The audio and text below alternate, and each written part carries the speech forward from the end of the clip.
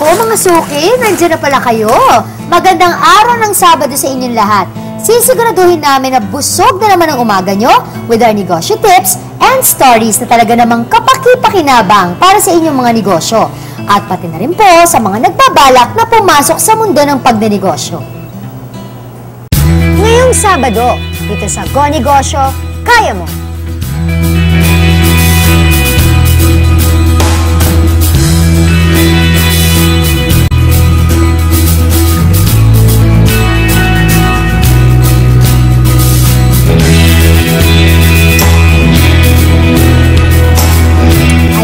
Kita nyo naman siguro wala na kayong dahilan para maglipat ng channel. Ako po si Gladys Reyes Somru. Matutong magnegosyo at umasenso dito sa Go Negosyo, Kaya Mo! Tagumpay sa kahirapan!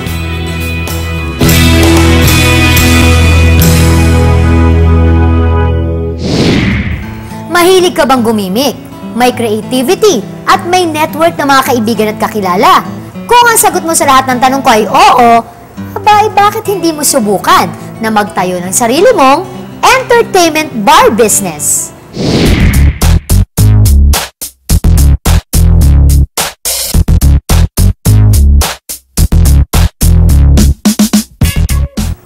Likas na sa mga Pinoy ang pagkahilig sa mga kasiyahan at selebrasyon.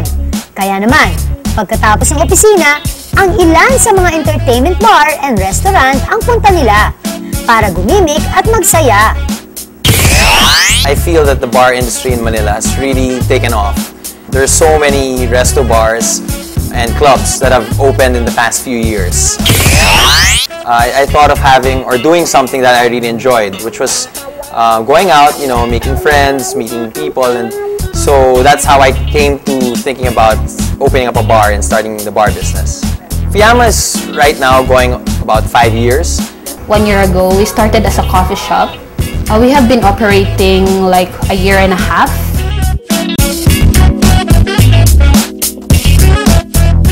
The bar business, it's a dynamic business. No? Things are always changing. Not all the customers have the same likes. So it's basically the #1 challenge when you're opening a bar or opening a restaurant. You have to adjust, I guess, in terms of how you want to market the place. You have to come up with promos or with theme nights that you feel your crowd will want to attend or come to. No? We would have like fire dancing at night so people can enjoy their drink while they're watching a different scenario around the bay. How to get people to come to your place. Number one is, well, of course, the ambience of the place. You know, they want to go to a nice, comfortable place to hang out in. Aside from that, they also look at the crowd.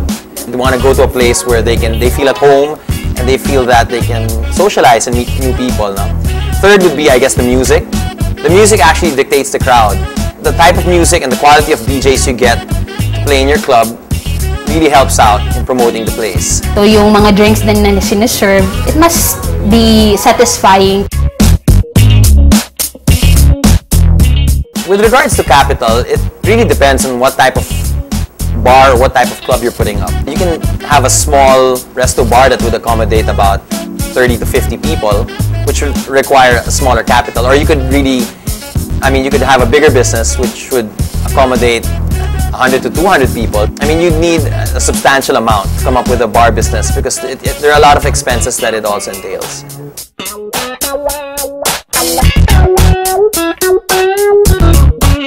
The best locations, maybe most probably where we are now, SMBY, Mall of Asia.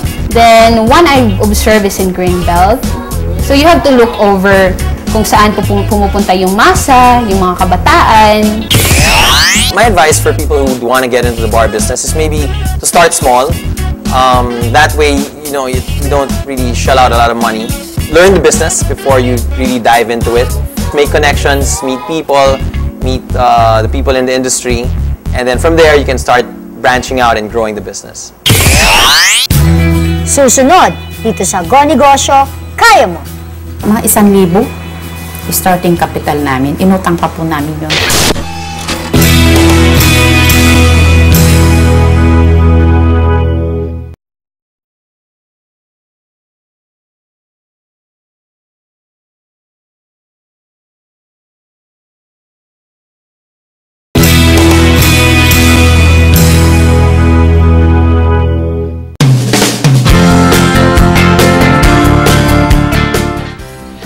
po malalaman kung dapat na akong magpalit ng strategy sa pagmamarket ng produkto? At saka na po yung tips na maibibigay ninyo para i-consider yung pagpapalit ng strategy? Magandang umaga po mga suki. Ako si John Lucoa, ang inyong angelpreneur.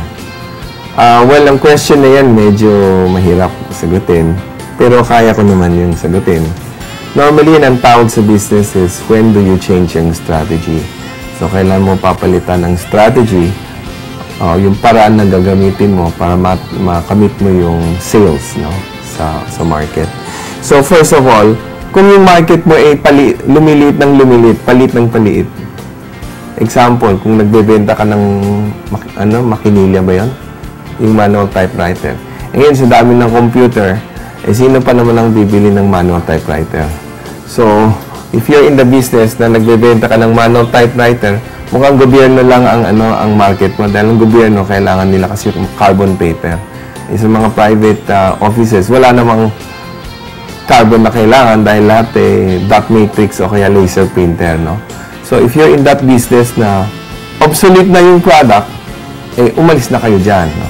Ngayon, yung isa naman, when do you want to change or kailan mo papalitan, is kung yung product hindi na naging uso, no?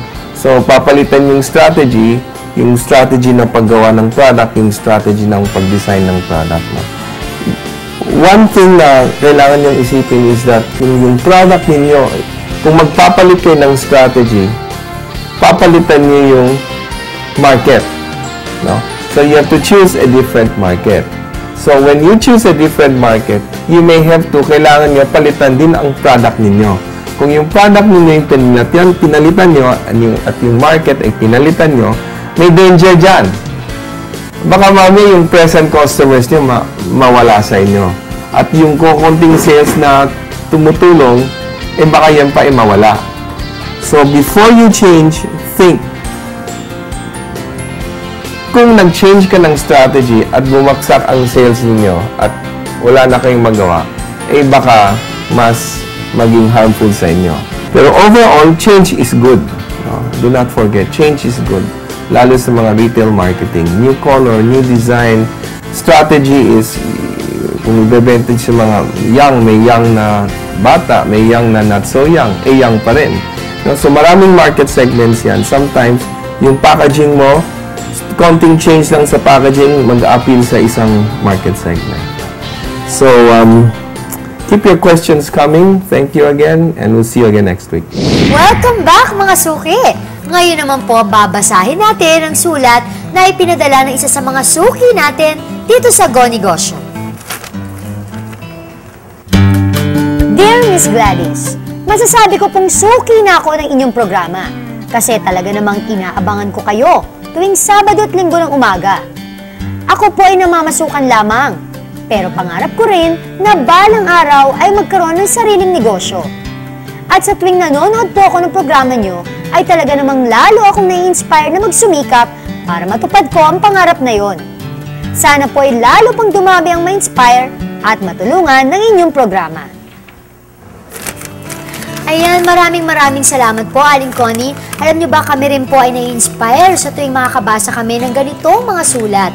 Kaya sana po magkaroon ng katuparan yung pangarap ninyo na makapagsimula ng sarili ninyong negosyo. Basta patuloy lang po kayo na sumubaybay dito sa aming programa. At para sa mga nais na magpadala po ng inyong sulat o kaya naman po mag-email sa amin dito sa www.gonegosyo.net. Susunod, dito sa Go Negosyo, kaya mo. Pagka may umordo po sa akin mga 5 piraso, kahit 10 piraso, kahit medyo malayo, binibigay ko po, hinahatid ko kahit nailugi muna para matry nila yung product namin.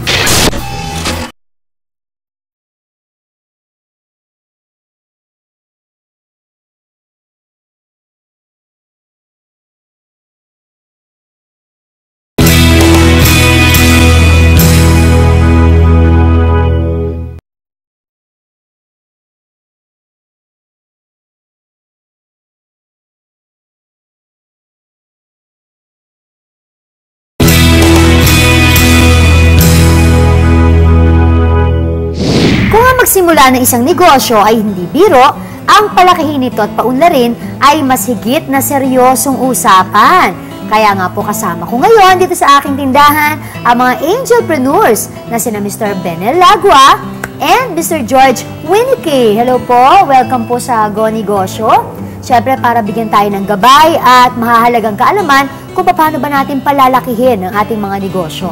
So unang tanong ko sa inyo mga sir, gaano nga po ba ka-challenging ang magpalaki o ang magpalago ng isang negosyo? Talagang very challenging ang magpalago ng negosyo. Ayon sa ating mga studies, out of 5 new businesses, after 5 years, isa lang ang nakatayo. Yun po ang risk talaga ng pagnenegosyo. Kaya dapat maganda at maalam tayo sa ating alaga ng ating kaperahan sa negosyo. Kayo po ay from finance? Yes, I'm with the Small Business Corporation. At syempre, sir, gaano po ka-challenging? Well, sa akin, unang-una, mahirap talaga magnegosyo. Kailangan, ang sinasabi ko nga, tuwing mayroon akong klase sa Ateneo, kailangan pakasalan mo ang negosyo. Pakasalan? Oo. Ika nga, are you ready to get married? Because this is a 24/7 na trabaho. Hindi katulad ng empleyado tayo, pagdating ng alas 5, uwian na. Problema na naman may-ari yun. Bukas naman. Kami, tayo mga negosyante, hindi, hanggang gabi. Kung kailangan kang pumunta sa tindahan mo, kailangan mo puntahan yun kahit anong oras. So, ibig lang po sabihin na hindi tayo dapat magpakakampante, ano? Kailangan very hands-on tayo pagdating sa pagnenegosyo. Ang napapansin ko ngayon, nagiging status symbol rin ang pagiging entrepreneur. Minsan, ginagawa silang conversation piece. Kung negosyante ka, social ka. No. Hindi. Ang being an entrepreneur, dapat asa dugo. Kaya i-accept mo because there will be a lot of challenges. Kumbaga, seryosohin natin ang pagiging negosyante, ano? Kaya nga, kaya talagang pinupush natin ang entrepreneurship ngayon dito sa Go Negosyo. Kaya lang dapat nating alamin na hindi tayo lahat pwede maging negosyante sa totoo lang. So, pag-aralan natin yung marketing side, yung financial side, yung production side, and may passion tayo talaga dapat sa ating ginagawa. So ano po ba yung mga kailangan talagang gawin para sa ganun maging successful ang isang negosyo, Sir Ben? From the financial angle, ang pagnenegosyo ay pagkakapital. Ang iyong objective ay after a few years, yung capital mo ay dodoble, triple, magiging 4 times. So, dapat alamin mo na pag pumasok ka sa isang negosyo, kailangan mo 2 klaseng kapital. Una is yung tinatawag nating fixed investments, no? Yung fixed investments, andun yun sa iyong negosyo ng matagal. Mga 5 taon, 10 taon, hopefully. Tapos, meron kang capital na tinatawag nating working capital. Yun yung pang-araw-araw na pinapaikot. Pag ikaw ay magnenegosyo, dapat alam mo kung saan mo kukunin ang iyong kapital. On the marketing side naman, sir, paano ba maging successful? Unang-una, pag nagtayo ka ng isang negosyo, dapat tingnan mo rin kung may unique selling proposition siya. Tulad po nung isang negosyo na ginawa namin noong 1992, yung Potato Corner. Okay, although wala na ako doon, nabenta ko na po yung share ko doon. Yung tinayo namin yun, ang unang-unang inisip namin, dapat unique, bago. Try to avoid na wag kang manggaya. That's one. Kasi po, nung time na yun, talagang wala pang gano'n katulad na negosyo ang Potato Corner. Tapos siguro number 2 is that yung dapat yung concept mo accepted ng market. Okay. Yung tipong sa akin, ang opinion ko, yung hindi na kailangan turuan pa yung market. Okay, na mag-iisip pa paano bumili ng produkto mo. Dapat medyo familiar na sila, tapos may konting tweak lang. So ano po kaya yung tips or advice na pwede nating ibigay sa ating mga entrepreneurs at yung mga aspiring entrepreneurs pagdating po sa pagpasok sa pagnenegosyo? From the financial side, when you're starting your business, ang sinasabi ko lagi, ang basic source of finance are yung 3 K. Kapamilya, kapuso, at kaibigan. Kasi equity mo yun yun ang equity mo sa business mo. Now, after a few years na kumikita ka na, then you are able to go to external funding sources. Uutang ka sa bangko o sa mga formal financing institutions. Mahirap po na tayo magsisimula ng negosyo, utang ka agad. Kaya I emphasize 3 Ks first, build up the business, and then borrow when you are growing your business. So, hindi po yung parang yung iba kasi, nabubuhay naman talaga sa utang ang isang negosyo, pero dapat po, no, medyo later on na yun. Later on na yun. Kasi dapat ma-prove mo muna. Kasi yung sa marketing, dapat i-prove mo muna na you have somebody who wants and needs the product or the service that you're doing, na meron kang mabibenta. Kasi pag pupunta ka rin sa mga financial institution, hinahanap nila na meron kang konting track record. Kung bagong-bago ka pa lang, wala ka pang track record, sino lang ang tutulong sa'yo? Kapamilya, kaibigan, o kapuso. Tama, opo. And of course, it's important to establish first, di ba? And sir, what about you? Well, ako simple lang. Ang pagpapasok sa isang negosyo, again, ulitin ko, career to. Hindi to impulse decision. Kung ano yung inumpisahan mo, tapusin mo. Yun lang yun. And always believe on the concept o yung negosyong tinayo mo. Kasi ayaw naman natin, sa kalagitnaan, ay nawawalan ka ng belief. So, ika nga, passion. So, ako yun lang ang importante ibibigay kong tips sa kanila. Yan. Ako, I'm sure marami na naman po tayong napulot na business tips and ideas mula sa ating Angelpreneurs. Maraming salamat po at magbabalik pa rin ang Go Negosyo, Kaya Mo.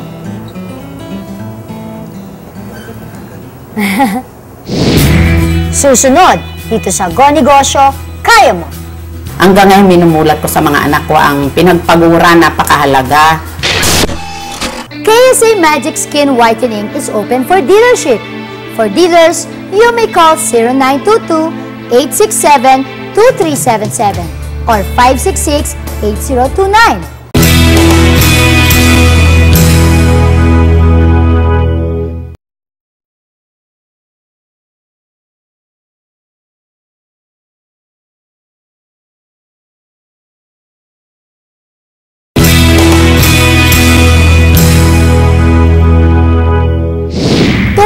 Talaga nakaka-inspire sa tuwing makakanood tayo ng kwento ng tagumpay sa buhay at negosyo. At isa nga dyan, ang kwento ng soap business ni Leonora Atienza. Panoorin niyo po ito. Sino mag-aakala na may pera sa bula? Nagsimula po yung aming business na yan. Actually, hindi ako dapat. Nagdi-dealer-dealer lang ako. Then, nag-seminar po ako. Dito po sa training program sa DTI. Kumbaga ang sa akin noon, kailangan matutunan ko lang kung paano yung sabon. Pero dumating din yung time na kailangan talagang ako na mismo ang gagawa dahil hindi ako satisfied doon sa mga sabon na hahawakan namin na hindi ko alam kung paano siya market na maganda kasi hindi ko alam kung paano siya ginawa. So ang ginawa ko namin mag-asawa, nag-start po kami ng business namin na sabon. Nung time na yon, kahit na sana pakaliit na puhunan, mga 1,000 starting capital namin, inutang pa po namin yun. Nung pumipick up kami, napakadaming trial sa amin, pinaghinalaan kami na paggawaan ng shabu. Mayroon po kami, Papay Herbal Soap, Glutathione Soap, Kojic Soap, Placenta, Anti-Aging, and then yung mga guava, Herbal Soap po, Tawas Herbal Soap. Maganda rin po siyang pampaputi. Ang tawas, nakakaalis talaga siya ng amoy ng pawis. At the same time po, nakakagamot din pa siya ng mga kati-kati sa katawan. Napakaganda po niya ngayon, lalo na ngayong tag-araw. Ang mga sabon ngang ito ang nagpabago sa buhay at nag-ahon sa pamilya ni Aling Leonora sa kahirapan. Pagka may umurdo po sa akin ng mga 5 piraso, kahit 10 piraso, kahit medyo malayo, binibigay ko po, hinahatid ko kahit nailugi muna. Para matry nila yung product namin. Pero awa po ng Diyos naman, nung na-try nila yung product namin, yun, dire-diretso po na medyo maganda po naman ang takbo, lumaki. Ngayon, kung ano yung gusto ng mga anak ko, nakakain namin. At the same time pong ma'am, nakakapag-aral po yung mga anak ko. Hanggang ngayon, minumulat ko sa mga anak ko ang pinagpagura, napakahalaga. Kailangan po natin magtiyaga tayo. Magsumikap po tayo. Tayo na mismo po ang magbangon sa sarili natin. Kailangan po huwag tayo manloko ng kapwa natin. Yung sinalita mo, pangatawanan mo po, yun lang. Talaga namang punong-puno na naman ang inspirasyon ng kwento ng negosyo ni Aling Leonora. At sana po nagustuhan ninyo ang aming programa ngayong umagang ito. Maraming salamat sa aking mga sponsors Folded and Hang, Jelly Bean, Dr. Vivian Sarabia, Patricia Shoes, KSA Magic Skin Whitening available at Star Mall Alabang, SM Fairview, and SM Bikutan. For dealers, you may call 566-8029. And of course, maraming salamat din sa Tumble Tots International Preschool and Kids Ahoy at Star Mall EDSA. Bukas po uli, mga suki, ako po si Gladys Reyes Somro. Matutong magnegosyo at umasenso dito sa Go Negosyo, kaya mo tagumpay sa kahirapan.